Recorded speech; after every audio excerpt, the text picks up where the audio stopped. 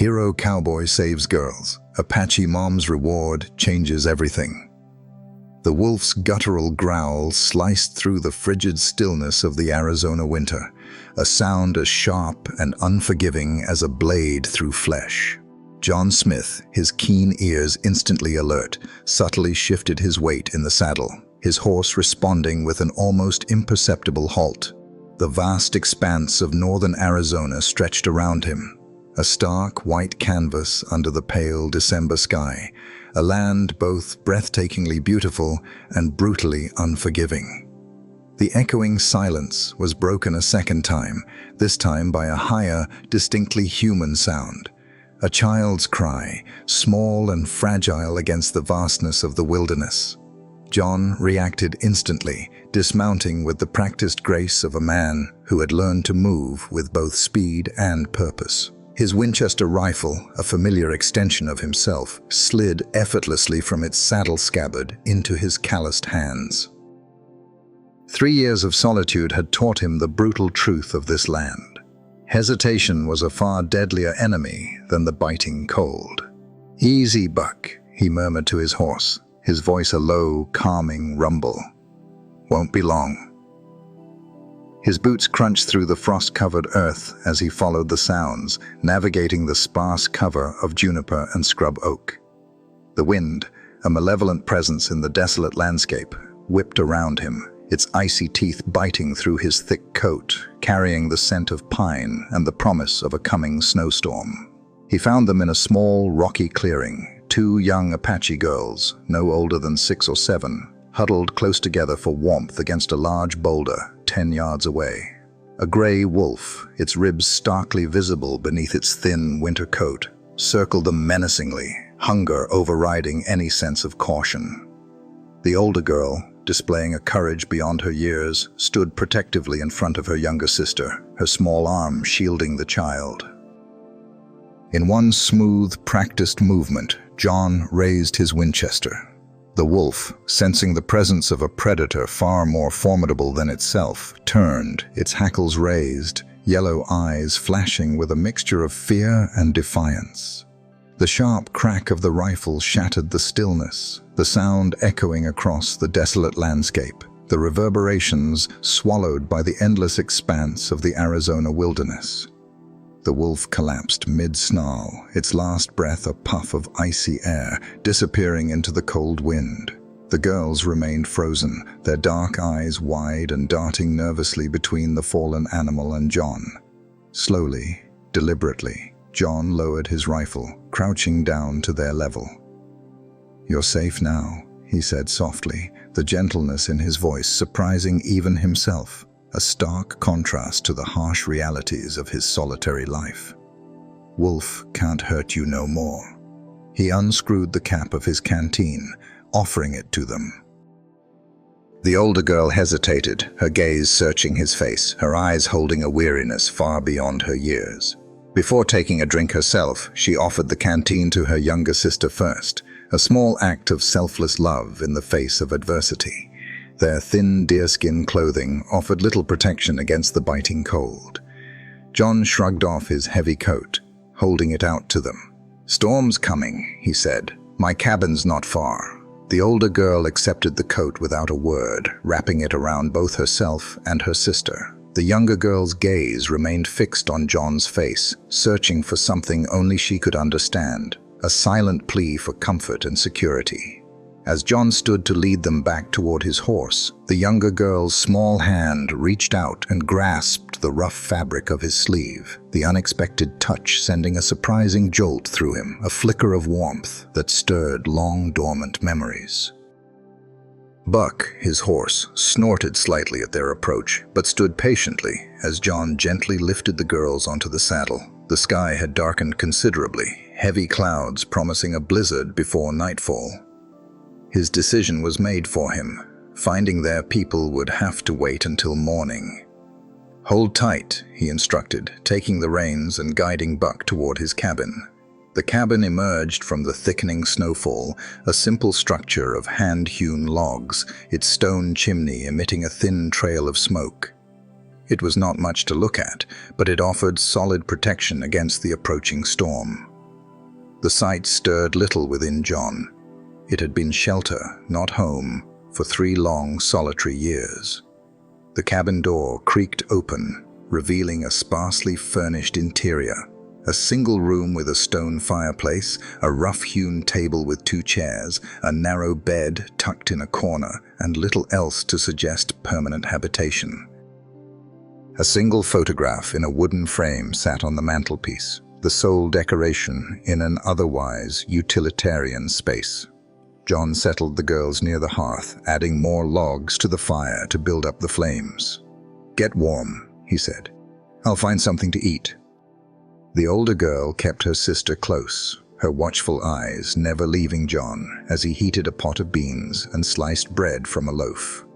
Their whispered conversation in Apache created a strange intimacy in the cabin, a stark contrast to the profound silence that had previously filled the space. The younger girl's attention was drawn to the photograph on the mantelpiece. She pointed towards it, her eyes filled with unspoken questions. John's throat tightened, a wave of sorrow washing over him. "That was my wife," he said, his voice thick with emotion.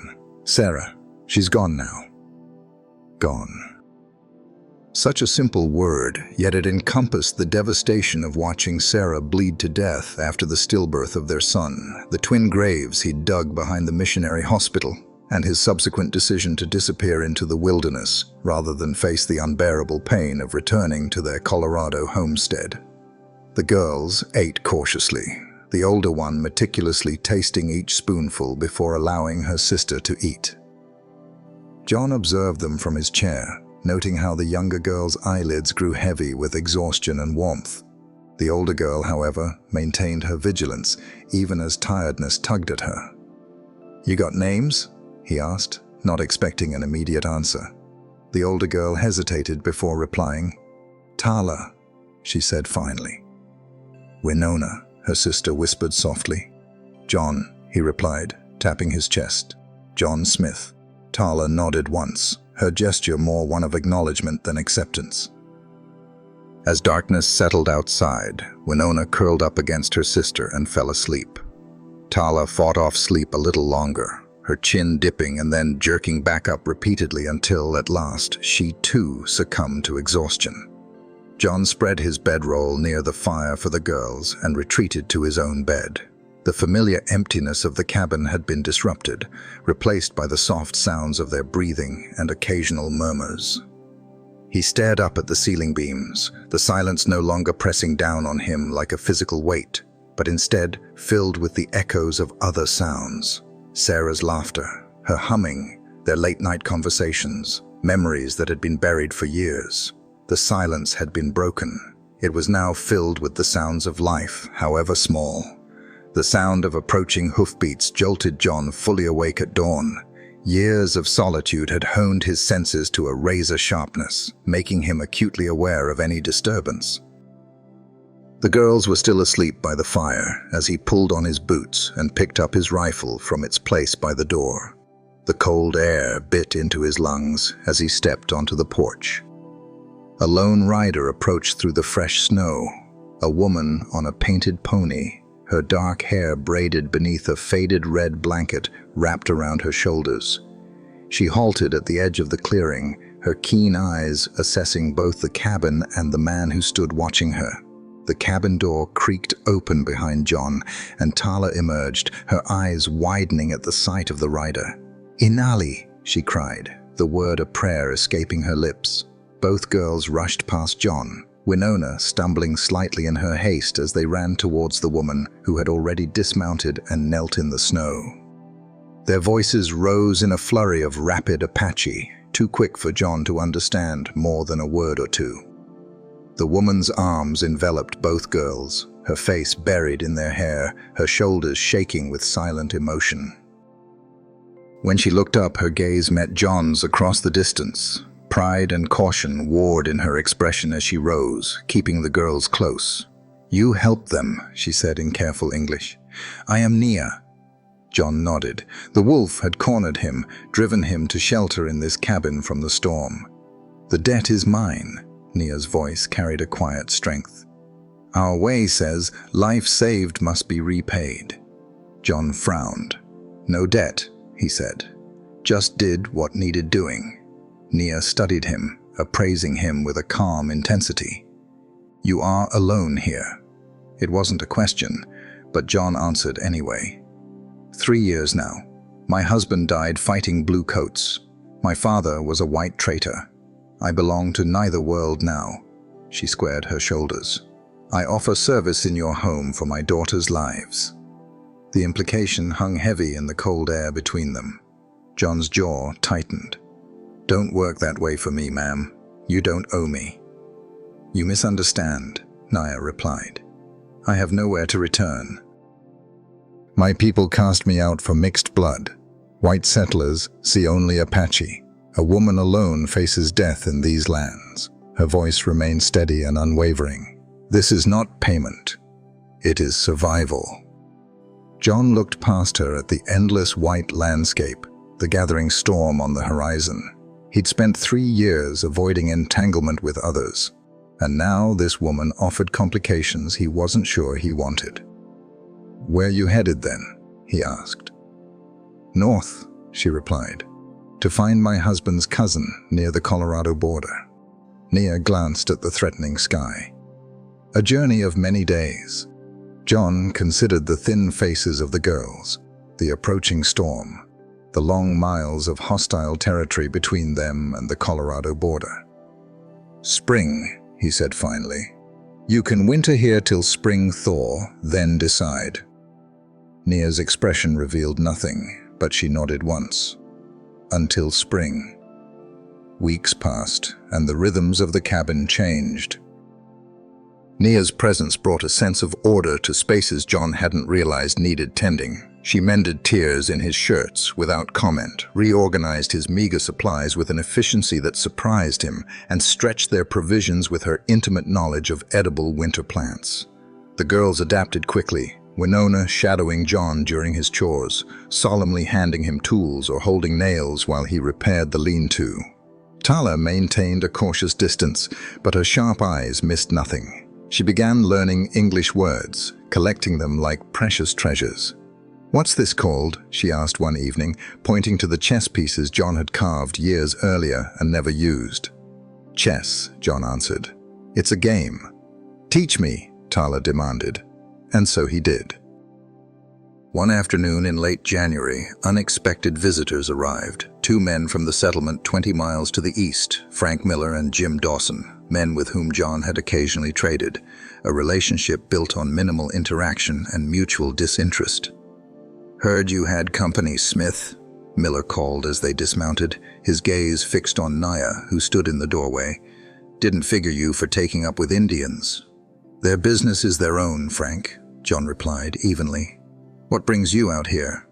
Thought you should know there's talk. Dawson spat tobacco juice into the snow. Army's been having trouble with renegades up north. Some folks getting nervous about Indians hiding out. Nobody's hiding, John said. Just waiting out winter is all.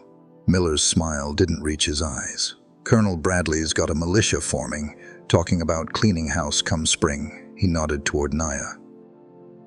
Best not get too comfortable with your arrangement. After they departed, a tension lingered in the air, thick and heavy like gun smoke. Nia's face remained composed, but her knuckles had tightened around the wooden spoon she held. They fear what they do not understand, she said quietly. It has always been so. That evening, after the girls were asleep, Nia spoke of her life, her education at a mission school, her marriage against both families' wishes, the loss of her husband and their home. I have walked between worlds my entire life, she said, her fingers deftly braiding sinew into cordage. Too white for my mother's people, too Apache for my father's. John watched her hands, steady and sure in their task.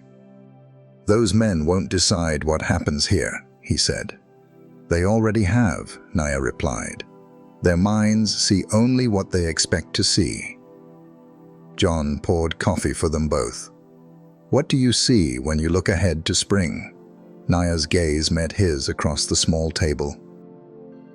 I see snow that must melt before new growth comes. I see paths that may open or close. I see my daughters safe. She paused. "What do you see, John Smith?" The question settled in him like a stone dropping through still water. For 3 years he'd seen nothing ahead but empty days strung together. Now the future held shapes he couldn't quite define. "Don't know yet," he answered honestly, "but I'm starting to look." A wolf's howl pierced the pre-dawn darkness, close enough that John jerked awake, reaching for his rifle before his mind fully registered the sound. Nia was already moving, bow in hand, silently waking the girls and guiding them to the corner furthest from the windows. Outside, shadows moved in the dim light. 5, maybe 6 wolves circled the small corral where Buck stamped nervously, their hunger making them bold enough to risk approaching the cabin in search of food. "They have been watching," Nia said, checking her bowstring. 3 days now.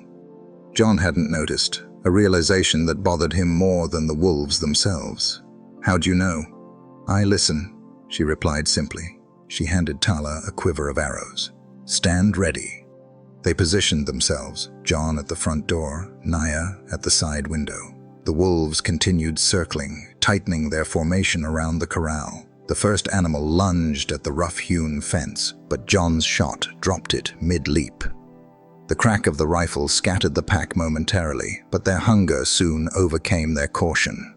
A second wolf darted toward the chicken coop, but Nia's arrow caught it in the throat before it reached the flimsy door. The remaining wolves regrouped, more cautious now, but unwilling to abandon their hunt. As dawn lightened the eastern sky, John spotted new movement beyond the trees, riders approaching, 4 men with rifles across their saddles. Frank Miller led them. "Got more trouble," John muttered, nodding toward the riders. Nia's expression hardened. "The wolves we know are not always the most dangerous." The men halted at the edge of the clearing. Miller raised a hand in a mocking greeting. "Thought we heard shooting, Smith," he called. "Came to see if you needed help." His eyes flicked to Nia at the window, bow still ready. "Though seems like your squaw's handling things. Got it under control?" "We got it under control," John answered, stepping onto the porch. "Do you?" asked a bearded man behind Miller. "Way I hear it, you've gone native, living with Indians, turning your back on your own kind." "My property, my business," John said, his rifle remaining pointed downward but ready. "Appreciate the concern, but you can ride on." "Maybe we don't feel like riding," Miller replied. "Maybe we came to have a word about the Apache problem in these parts." He nodded toward the cabin. "Colonel says all Indians need to be on reservation land. Those that ain't are fair game." The wolves had withdrawn to the tree line but remained visible, watching. John found himself caught between 2 threats, neither willing to retreat. "This woman and her daughters are under my protection," he stated, raising his voice to carry to all the riders. "Any man who threatens them answers to me." Miller's face darkened. "You choosing them over your own kind, Smith?" "I'm choosing what's right," John replied. "You boys do the same and ride out." A tense silence stretched between them. John sensed Nia moving to the doorway, the soft creak of her bowstring being pulled tight. The bearded man spat into the snow. "You're making a mistake, Smith. Spring's coming, and things are going to change." He glanced toward the wolves watching from the trees. "Not all predators are so easy to spot." Miller nodded curtly. "We'll be seeing you." The riders departed with the rising sun, their threats hanging in the cold air as they disappeared into the trees. The wolf pack finally melted away as well, leaving only bloody snow and silence behind. Nia's hand found John's arm, her touch tentative. "They will return," she said quietly. John nodded. "Reckon so." "When spring comes," she began. "Spring's just a season," John interrupted. "Doesn't decide anything for us." Her fingers tightened briefly on his sleeve before withdrawing. "Us," she repeated, the word carrying a question. John looked at the cabin, no longer the empty shelter he'd retreated to in grief, but something transforming into a home. At the doorway, Tala and Winona watched, their faces solemn but unafraid. "Us," he confirmed. April brought the first wildflowers, pushing through the melting snow around the cabin. The structure itself had changed. Crude carvings decorated the porch posts where Tala practiced with her new knife. Winona's collection of pine cones and unusual stones lined the windowsills, and bundles of herbs hung from the rafters where Nia had placed them to dry. John sat on the porch steps, mending a bridle while watching Winona chase a butterfly through the fresh grass. Inside, he could hear Nia and Tala speaking in a mixture of Apache and English, their voices a comfortable backdrop to his work. Spring had arrived as promised, the season of departure according to their winter arrangement. Nia joined him on the steps, her presence now familiar in ways he couldn't have imagined months earlier. They sat in companionable silence, watching Winona's exploration of the emerging world. "The path will be clear soon," Nia said finally. The journey north would be possible. John's hands stilled on the leather. "That's still what you want? Want is a luxury I have not permitted myself." She smoothed her skirt, a gesture he'd come to recognize as her gathering her thoughts. "For years, survival was enough. And now I wonder what grows after winter ends." Her gaze met his directly. "What do you see when you look ahead, John Smith?" He'd asked himself the same question each day as spring approached. The answer had been forming slowly, like ice thawing on a creek. "3 years I've been half alive," he said, "walking through days without feeling them. Then you and the girls came," and he gestured toward the cabin, the cleared yard, the small garden plot they'd prepared together. "This place was shelter. Now it's something else." "And if men like Miller return," John acknowledged, "they will." "And we'll face that too," Nia repeated, just as she had months earlier, but this time with certainty rather than question. "We." The next day, beneath the old cottonwood tree, where tiny leaves had just unfurled, John and Nia stood with the girls as witnesses. No preacher, no paper, no rings, just hands clasped and words exchanged, a promise as binding as any church ceremony. "You saved my daughters from wolves," Nia said, her voice steady and sure. "But you saved me from a life without hope. That is a debt that can only be repaid with a lifetime." John's throat tightened. No debt between us now, just choice.